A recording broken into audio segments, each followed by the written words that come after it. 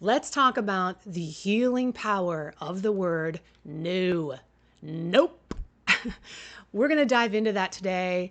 I am so glad that you're here. If you can master this one concept that we're going to talk about today, I just know that your life is going to improve for the better, for the good. That you are going to be able to handle the toxic and dysfunctional people and situations in your life with ease and grace. You're going to be able to attract mutually beneficial relationships that are consistent and stable and drama-free. Amen. That is my aim for you, of course, always with Healthy Relationships with Heidi Rain, is we want to give you the tools, the resources, and the education that you need to break toxic, dysfunctional cycles of behavior for good. And that's our aim. So we're going to dive right into it. Now, I imagine that you're thinking, yeah, she's going to have a conversation about boundaries. And I'm going to I'm going to line up all the people in my life, all these toxic, dysfunctional people, and I'm going to knock them down one by one with my powerful no. And I'm going to set the stage. And haven't you done that already? Haven't you had many times in your life where you have a toxic or dysfunctional person and you say to them, hey, no, this is my boundary. This is my bottom line. But but what happens? They continually cross your boundaries over and over again because you are missing this one key component to being able to reclaim that sacred no, have it stick so that you are in charge of your life and you get your power back. Now, I'm going to talk to you about that one mind switch that we need to make in order to have effective boundaries for the rest of our lives. And I promise you, if you can get your head around this and really adopt it as part of your life, your life will change for the good, for the better, forever. Because it's something that you have to come home to over and over again. It's one simple concept.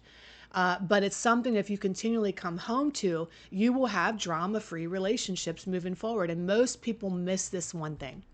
Most people search boundaries here or wherever they are thinking, okay, I'm going to learn how to set a boundary. And, you do it. And I have lots of videos on boundaries as well, and lots of talks on boundaries, some of the best I think there are on how to set boundaries. Why doesn't it work sometimes? Why are you left scratching your head and going, I followed the formula. I knew the language to use, right? Hey, Johnny, when you treat me this way, I feel devastated, hurt, frustrated, confused. I want to have a drama-free relationship. If you continue to treat me this way, I will fill in the blank. Leave, remove myself from the conversation. Now, we can look at this scenario, and you probably have the first few steps down pat, right? You know how to say, hey, when you do that thing, that's fucked up. I don't like that. It makes me feel like this. So stop doing that. And if you continue to do this, then I'm going to do this. Where is the problem? Where is the disconnect? You got it. It's in the I'm going to do this. Because why did the narcissist cross the road? Because they thought it was a boundary. So many times the boundary is not working because we're not working. Why do we stay stuck? Why do we keep struggling? Why do we have people continually crossing our boundaries? Because the one place we need to set a boundary that we haven't done it yet, and the one person we need to say that sacred no to the most is right here. It's us. Let me explain what I mean. I had a lifetime full of people crossing my boundaries and hurting me. I think I was born into a boundaryless situation. There was alcohol in my family dynamic. There was abuse in my family dynamic. And my boundaries were continually crossed. I had no personal power. I had no say about how I was being treated on a daily basis. I would make noise or I would placate. I would try to, what we call, dance into these codependent behaviors, right? Put on a mask and try to dance and do whatever I needed to do and be who I needed to be so that I would stop getting hurt.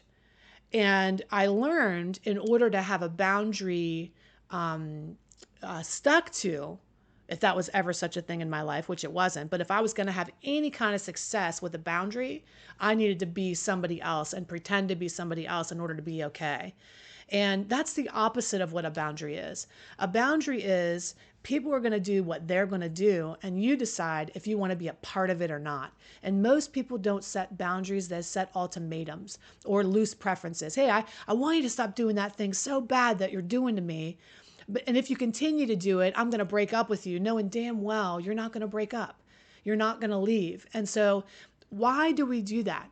Because we believe if I just threaten somebody who's dysfunctional or toxic or alcoholic or addicted that I'm going to leave, that will be enough.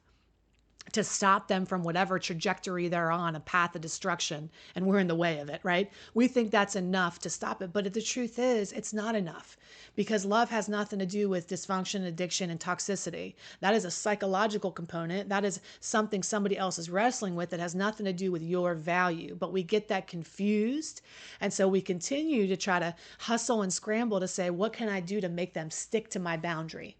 That's the wrong way to think about this. That is the wrong way to look at this. And that is a struggle bus to nowhere for the rest of your life. What you need to do instead is think, what is my sacred no within?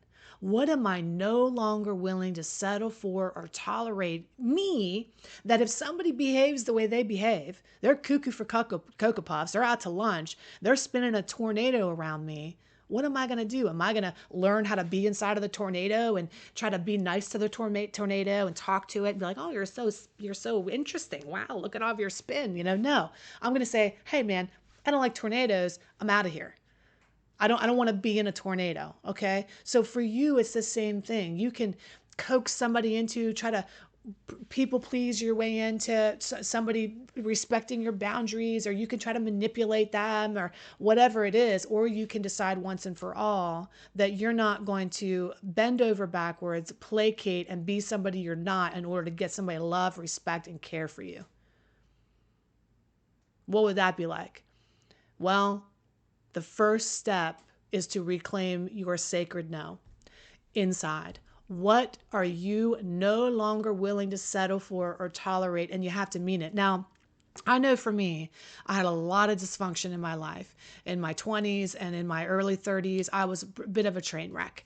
And I would get into these relationships where the ones that wanted me, I didn't want them. And the only ones I wanted were the ones who didn't want me. And we would chase each other back and forth. And I was in a very long-term relationship with somebody like that, where I was constantly struggling to get them to pick me over and over again. And of course, it would work for a minute and then go right back and set a boundary and an ultimatum, and kept just... It wasn't working. It was a nightmare. And so what I realized in very short order was one of the reasons that I was struggling so much is because I was going back on what I wanted in my head over and over again, many, many times. And I was doing that because I didn't have a clear mind. And when I looked at it and I examined and I said, okay, what's the one thing that I could say no to, that I'm no longer willing to settle for or tolerate? It was these dysfunctional relationships. And at the root, at the core of all that dysfunction was actually my use of alcohol. And that was one area in my life that I needed to set a standard for myself, a sacred no, that I am unwilling to subject myself to losing my mind and doing things out of character and being in relationships and settling, or calling up the ex or texting after I've had one too many, and finding myself in these situations over and over again. So this might not be your situation. There might be something else that you need to have one sacred no to. But for me, it started with alcohol. At least if I was going to have a healthy relationship, I needed to have a healthy mind. If I was going to make good decisions, I needed to have a good mind, if I was going to have consistent relationships, I needed to have a consistent mind. And that meant I had to be a sacred no to myself. Now, what is a sacred no? A sacred no has no confusion in it. It's not a I'll try. It's not a we'll see what happens. It is an absolute. It is a sacred no.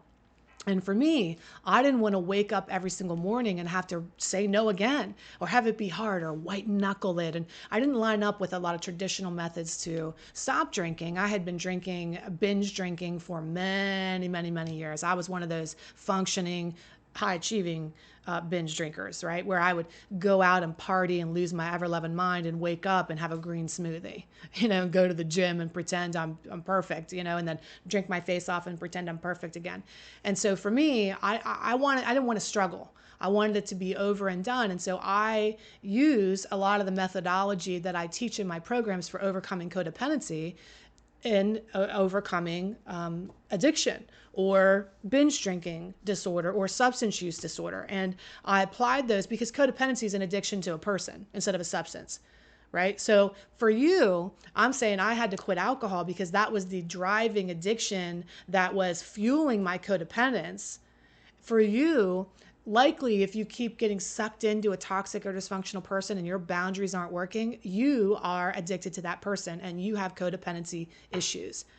And so my program that I run, my toxic relationship recovery program, is all about healing and detaching and healing those wounds so that you can have that sacred no. It's a 12-week step-by-step process to reclaim that sacred no, all the things you know are longer willing to settle for in your life, and the things that you are only signing up for, the standard that you've raised from this point forward. So I have to say that once I did that first sacred no to myself, the other sacred no's become so much easier. Even in the most difficult relationships, I've been alcohol free for 12 years as I'm recording this message today. For 12 years. And that was it. When I made that decision that day, that was a sacred no. It was no more, never again. It's not like maybe we'll see what happens. I took it off the table forever. Now, like John Maxwell, my mentor, I've studied with a long time, has said, you make that decision once and you manage that decision daily. So whatever it takes for you to manage that decision. And for me, there are things that I need to do daily to make sure that I'm taking really good care of myself and not craving or wanting to do self-destructive behavior, right? So for you, when you keep going back on a boundary and you keep on allowing that toxic or dysfunctional person back into your life, that's a form of self-destruction. That's a form of self-sabotage. Those are symptoms that the root is within us. It's a story we tell ourselves about the life we believe we deserve, the love we believe we're allowed to have. And if you don't rectify that wounding, you will continue to have people cross your boundaries for the rest of your life. I can give you the formula. I can tell you exactly what to say. But if you haven't resolved and rectified within the shit you are no longer willing to tolerate or settle for, you will continue to have your boundaries crossed for the rest of your life. You need to do that internal work. It feels different. And then what happens is when somebody crosses your boundaries, it feels different. You get to that point where you're not invested. You don't care. You don't go crazy that they're not picking or choosing you. You just go next. All right. And after I made that decision about alcohol, I had to set other boundaries in my life with some pretty difficult people that are supposed to love you and you're supposed to love, and family members and things like that, where it's like really tough.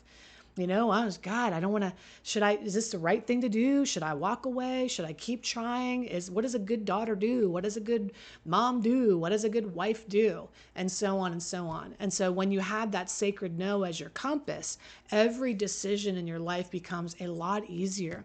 We agonize less. I'll tell you what's missing once you have that sacred no is guilt.